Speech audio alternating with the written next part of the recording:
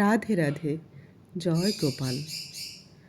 আপনারা অনেকেই দেখেছেন গত বছর গোপাল এসেছে আমার ঘরে, আর এবছর জন্মাষ্টমীতে নিয়ে আসলাম আমার আরও একজন সঙ্গী। সেটি হচ্ছে আমার রাধারানী।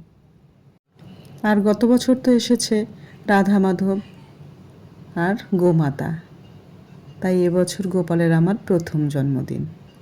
আর এই জন্মদিনেই গোপালকে আমি রাধারানীকে দিলাম। আমি পঞ্চামৃত দিয়ে স্নান করিয়ে নেব। স্নান করিয়ে প্রত্যেককে সাজিয়ে দেব। জানেন তো, গত বছর যখন গোপালকে এনেছি তখন আমি গোপালের জন্য প্রথমে বাঁশি, তারপর হাতের বালা, তারপরে মুকুট, এগুলো আস্তে আস্তে করে রূপোর গড়ে দিয়েছি। এবার যখন রাধারানীকে নিয়ে আসলাম তখন ভাবলাম রাধারানীকে এই মুহূর্তে কি করে কিনে দেব, একটু পরে কিনব ধীরে সুস্থে। কিন্তু মন যেন মানছিল না, তাই রাধারানী আনার সাথে সাথেই মনে করিয়ে দিল, কেন রে, তোর তো ঘরে রূপোর তার রয়েছে, সেটা দিয়েই বানিয়ে দে। সত্যি সত্যি আমার মনে পড়ল, সেই রূপোর তার বের করে আমি রাধারানীর জন্য কানের, হাতের আর গলার মালা, আর এবছর গোপালকেও তাই একটা ওই তার দিয়ে মালা বানিয়ে দিলাম। আর নতুন জামা আমি বানিয়েছি বটে গোপালের জন্য, কিন্তু যখন রাধারানী এলো তখন ভাবলাম দুজনকে আমি একই রকম জামা পরাবো। তাই আমার গোপালের জন্য নীল রং, রাধারানীর জন্য এই মিষ্টি কালারের একটি রঙের জামা নিয়ে এলাম। এবার আমি সুন্দর করে সাজিয়ে দেব। চুলও ভিড়ের জন্য কিনতে পারিনি, তাই সেটিও আমি একটি সুতো দিয়ে বানিয়ে দিলাম। আর মুকুট ঘরে ছিল, সেটা দিয়েই আস্তে আস্তে দেখুন সাজিয়ে দেব। এই আসলে সারাদিনের কাজের মধ্যে সবসময়ই ভগবানের নাম আমি মনে করি। প্রত্যেকেই বোধহয় তাই করে।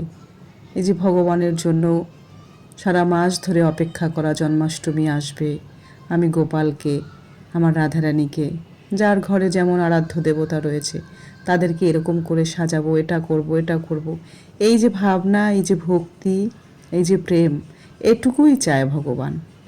আয়োজন আড়ম্বর তেমন চায় না। তাই আমার এই যে রাধা মাধবকে, এই যে আমার রাধারানীকে কি সুন্দর সাজিয়ে দিয়েছি, আমার গোপাল সোনা, সমস্ত পুজো আমি করে নিয়েছি, ভোগ নিবেদন করেছি। এবার আরতির পালা। হরে কৃষ্ণ হরে কৃষ্ণ, কৃষ্ণ কৃষ্ণ হরে হরে, হরে রাম রাম রাম হরে হরে।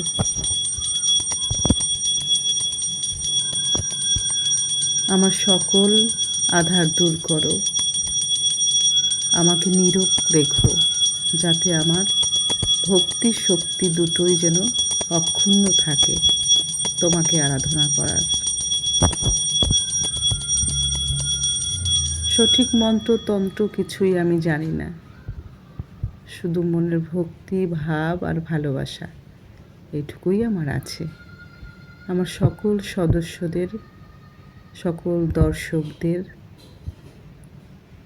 সুস্থ রেখো, ভালো রেখো, তোমার পদে মতি যেন থাকে অবিরত, এই প্রার্থনা করি।